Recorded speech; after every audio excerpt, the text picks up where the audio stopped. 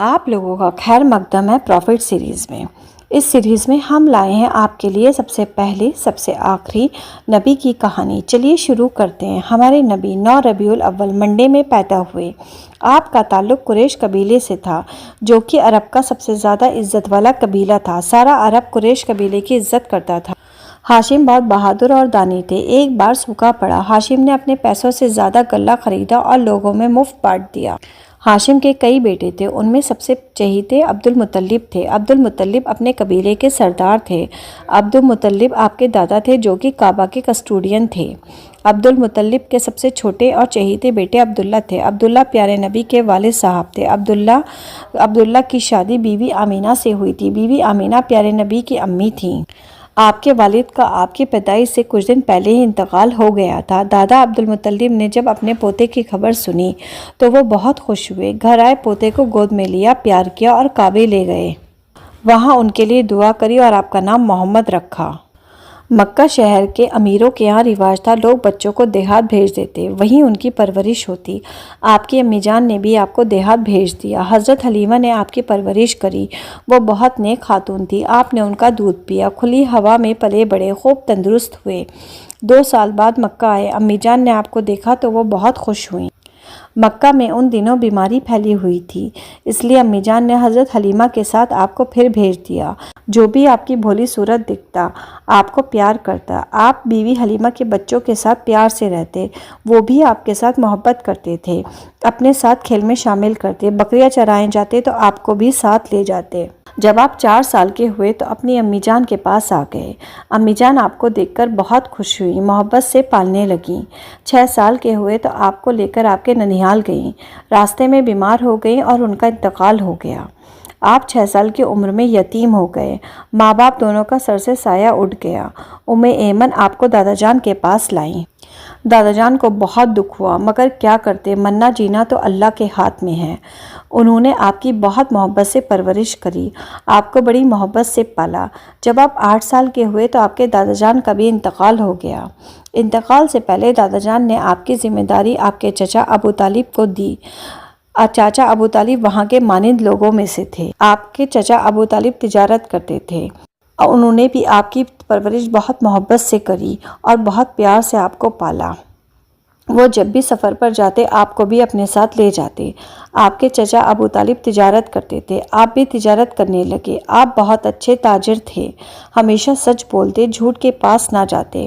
سب آپ کو صادق کہتے، سب لوگ آپ کی عزت کرتے، سب لوگ آپ پر بھروسہ کرتے۔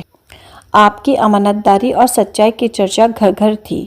مکہ میں ایک مالدار عورت تھی، ان کا نام خدیجہ رضی اللہ تعالیٰ تھا۔ بیوی خدیجہ بیوہ تھی، ان کا بہت بڑا کاروبار تھا۔ وہ تجارت کے لیے لوگوں کو روپے دیتی اور انہیں نفع میں شریک کر لیتی۔ پیارے نبی کی امانت داری اور سچائی کی چرچا سنی تو بیوی خدیجہ نے چاہا کہ آپ ان کا کاروباری مال لے کر سفر پر جائیں۔ آپ نے منظور کر لیا۔ آپ نے بڑی محنت اور عقل مندی اور سچائی سے کاروبار کیا۔ بہت سا نفع کما کر آپ شام کو سفر سے لوٹے اور بیوی خدیجہ کو پیسے کا حساب دیا۔ آپ کی اچھائیاں دیکھ کر وہ بہت خوش ہوئی۔ بیوی خدیجہ رضی اللہ تعالیٰ نے آپ کو شادی کا پیغام بھیجا، آپ نے قبول کر لیا۔ اس طرح آپ اپنے چچا جان اور قریش کے کچھ لوگوں کے ساتھ بیوی خدیجہ کے گھر پہنچے اور ان سے نکاح کر لیا۔ اس وقت آپ 25 سال کے تھے اور بیوی خدیجہ 40 سال کی تھی۔ مکے کے قریب ایک ہیرا پہاڑی تھی۔ پہاڑی میں ایک غار تھی۔ آپ غار ہیرا میں جاتے، ستو پانی ساتھ لے جاتے، کئی دن وہاں اکیلے رہ کر اللہ کی عبادت کرتے، لوگوں کی بھلائی کے بارے میں سوچتے، برائیوں کو مٹانے اور نیکیوں کو پھیلانے کے راستے ڈھونڈتے۔ اللہ نے آپ کے پاس حضرت جبرائیل علیہ السلام کو بھیجا۔ حضرت جبرائیل علیہ السلام اللہ کا پیغام لائے، آپ کو سنایا۔ جب آپ نے حضرت جبرائیل علیہ السلام کو دیکھا تو آپ بہت گھبرا گئے اور آپ کو بخار آ گیا۔ آپ گھر لوٹے، آپ نے بیوی خدیجہ سے ذکر کیا۔ بیوی خدیجہ نے آپ کو ڈھارس بندھائی اور بولی، آپ گھبراتے کیوں ہیں؟ اللہ آپ کو نقصان نہ ہونے دے گا۔ آپ نیکی کرتے ہیں، صدقہ دیتے ہیں، غریبوں کی مدد کرتے ہیں، آپ کو کس چیز کا ڈر ہے؟ آخر اللہ نے آپ کو رسول بنایا۔ آپ اس وقت 40 سال کے تھے۔ رمضان کی 17 تاریخ تھی جب اللہ نے جبرائیل علیہ السلام کو کلام لے کر آپ کے پاس بھیجا۔ آپ نے وہ کلام لوگوں تک پہنچانا شروع کیا۔ آپ کہتے اللہ ایک ہے، اسی کا حکم مانو، اسی کی عبادت کرو، میں اللہ کا رسول ہوں، میری پیروی کرو۔ مردوں میں سب سے پہلے ابو بکر صدیق ایمان لائے، عورتوں میں سب سے پہلے بیوی خدیجہ ایمان لائیں۔ حضرت علی آپ کے چچیرے بھائی تھے، لڑکوں میں سب سے پہلے وہ ایمان لائے۔ حضرت زید آپ کے غلام تھے، غلاموں میں سب سے پہلے وہ ایمان لائے۔ یہ چاروں بہت نیک تھے، آپ کے ساتھ ساتھ رہتے۔ کچھ دن بعد اللہ کا حکم آیا، اپنے گمراہ بھائیوں کو اللہ کے عذاب سے بچاؤ۔ آپ نے ایسا ہی کیا۔ مکے کے قریب ایک پہاڑی تھی، اس کا نام صفا تھا۔ آپ اس پہاڑی پر چڑھ گئے اور مکہ والوں کو آواز دی۔ آپ نے فرمایا، لوگو یقین کرو، موت تمہارے سر پر کھڑی ہے، تمہیں ایک دن مرنا ہے، مر کر اللہ کے پاس جانا ہے۔ اگر تم ایمان لے کر نیک نہ بن گئے تو تم پر سخت عذاب آئے گا۔ تم صرف دنیا دیکھ رہے ہو اور میں آخرت کو بھی دیکھ رہا ہوں۔ مکے والوں نے آپ کا پیغام سنا، کتنی سچی باتیں تھیں، سب آپ کو سچا جانتے تھے، مگر اس سچی بات پر یقین نہ کیا۔ آپ کو سب برا بھلا کہنے لگے۔ برا بھلا کہنے والوں میں آپ کے چچا ابو لہب سب سے آگے تھے۔ اللہ کا دین آہستہ آہستہ پھیلتا رہا۔ کافر پریشان تھے، کیا کریں، حق کی راہ کیسے روکیں۔ کچھ دن بعد آپ کے اچھے چچا ابو طالب چل بسے۔ آپ کی پیاری خدیجہ کا بھی انتقال ہو گیا۔ ان دونوں سے آپ کو بہت ڈھارس رہتی تھی۔ کافر پہلے تو ابو طالب سے ڈرتے تھے، خدیجہ رضی اللہ تعالیٰ کا خیال کرتے تھے۔ ان کے انتقال کے بعد آپ پر جی بھر کر ستانے لگے۔ یہ سال پیارے نبی کے لیے بہت سخت تھا۔ اس سال کو آپ غم کا سال کہتے۔ کافر برابر مسلمانوں کو ستاتے رہے۔ آپ نے مسلمانوں سے فرمایا، پیارے ساتھیوں، تم نے دین کے لیے بہت دکھ سہے، اب جو چاہے حبشہ دیش چلا جائے۔ حبشہ کا بادشاہ نجاشی بہت اچھا ہے، وہاں کوئی روک نہیں ہوگی اور تم آزادی سے دین پر عمل کر سکو گے، تمہیں دین پھیلانے کا بھی موقع ملے گا۔ بہت سے مسلمان گھر بار چھوڑ کر حبشہ چلے گئے۔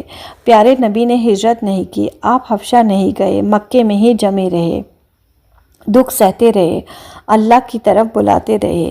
جب بھی کوئی موقع آتا آپ لوگوں کو دین کی باتیں بتاتے۔ اس طرح دھیرے دھیرے مکہ کے باہر بھی دین پھیلتا رہا۔ پیارے رسول نبی ہونے کے بعد 13 سال تک مکہ میں رہے، وہاں دین کا کام کرتے کرتے ہر طرح کے دکھ سہتے رہے۔ اس زمانے کو مکئی دور کہتے ہیں۔ اس کے بعد آپ نے مدینے ہجرت کری اور 10 سال مدینے میں رہے۔ اس زمانے کو مدنی دور کہتے ہیں۔ مدینے کے لوگ نیک تھے، وہ پیارے رسول کی باتیں دھیان سے سنتے، ان میں سے بہت سے مسلمان ہو گئے۔ اس طرح اللہ کا دین مدینے پہنچا۔ مکے میں دین کی باتیں پہنچاتے آپ کو 13 سال ہو گئے۔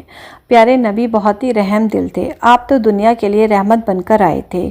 آپ سب کا بھلا چاہتے، سب کے ساتھ نیک سلوک کرتے، پتھر مارنے والوں کو بھی دعائیں دیتے، دین کے لیے گھر بار چھوڑا، ہجرت کر کے مدینے گئے۔ کافروں نے کئی مسلمانوں کو کعبے میں شہید کیا۔ یہ سن کر پیارے رسول نے 10,000 مسلمان ساتھ لیے اور مکے کی اور چل پڑے۔ کافر سٹپٹا گئے، کچھ تو گھر بار چھوڑ کر بھاگ گئے، کچھ نے معافی مانگ لی اور مسلمان ہو گئے۔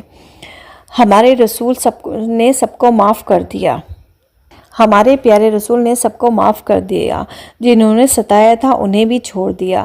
اب مکے پر مسلمانوں کا قبضہ ہو گیا، کعبے کو بتوں سے پاک کیا گیا۔ دھیرے دھیرے سارے عرب میں اسلام کا ڈنکا بج گیا۔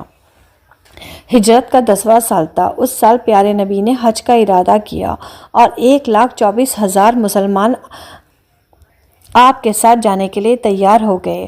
ہر طرف مسلمان ہی مسلمان نظر آ رہے تھے۔ اسلام کی یہ کامیابی دیکھ کر حضور کو احساس ہونے لگا کہ اب ان کا کام پورا ہو چکا ہے اور اس دنیا سے واپس جانے کا وقت قریب آ گیا۔ سب نے پیارے نبی کے ساتھ حج کیا اور اسی موقع پر حضور نے خطبہ کیا۔ سب لوگ آپ کے پاس عرفات کے میدان میں جمع تھے۔ آپ نے فرمایا، لوگوں میری بات کو اچھی طرح سمجھ لو، ہو سکتا ہے کہ میں اس موقع پر کبھی تمہارے ساتھ نہ ہوں۔ لوگوں، عربی کو غیر عربی پر، غیر عربی کو عربی پر، گورے کو کالے پر اور کالے کو گورے پر کوئی بڑائی نہیں۔ بڑائی تو اسے حاصل ہے جو خدا سے زیادہ ڈرنے والا ہو۔ مسلمان آپس میں بھائی بھائی ہیں، جو خود کھاؤ وہی اپنے غلام کو کھلاؤ، جو خود پہنو وہی اس کو پہناؤ۔ میں تم لوگوں کے لیے ایک چیز چھوڑے جاتا ہوں، اگر تم نے اسے مضبوطی سے پکڑ لیا تو راہ سے کبھی نہیں بھٹکو گے، اور وہ چیز اللہ کی کتاب قرآن ہے۔ اس کے بعد آپ نے سب سے معلوم کیا، کیا میں نے پیغام پہنچا دیا؟ لوگوں نے جواب دیا، بے شک آپ نے پہنچا دیا۔ پھر آپ نے آسمان کی طرف انگلی اٹھائی اور فرمایا، اللہ تو گواہ رہنا، ہمارے نبی کا کام پورا ہو چکا تھا، آپ نے اللہ کا پیغام پہنچا دیا، اللہ کے دین پر چل کر دکھا دیا، اب اللہ نے آپ کو اپنے پاس بلا لیا، دین پورا ہو گیا، اب پیارے نبی کے بعد کوئی نبی نہ آئے گا، دین کی باتیں بتانے کا کام اب مسلمانوں کے ذمے ہے۔ تو یہ تھی ہمارے نبی کریم صلی اللہ علیہ وسلم کی ریئل اسٹوری۔ اگر آپ ہمارے چینل پر نئے ہیں تو آپ ہمارے چینل کو لائک اور سبسکرائب کریں۔ Thank you.